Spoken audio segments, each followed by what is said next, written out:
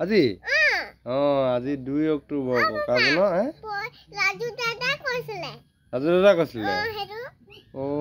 মই আকৌ ভাবিছো কোনে ক'লে বোলো তোমাক তুমি ককাজনৰ নামটো জানা নাই নাজানা আমাৰ জাতিৰ পিতা মহাত্মা গান্ধীৰ সম্পূৰ্ণ নামটো জানানে নাজানা মোহন দাস কৰমচাঁদ গান্ধী 1869 চনৰ 2 অক্টোবৰ তাৰিখে গুজৰাটৰ পুৰা বন্দৰত মহাত্মা গান্ধী জন্ম হৈছিল তেওঁ আসল নাম মোহন দাস কৰমচাঁদ গান্ধী বুজিলা তেখেতৰ পিতৃৰ নাম আছিল কৰমচাঁদ গান্ধী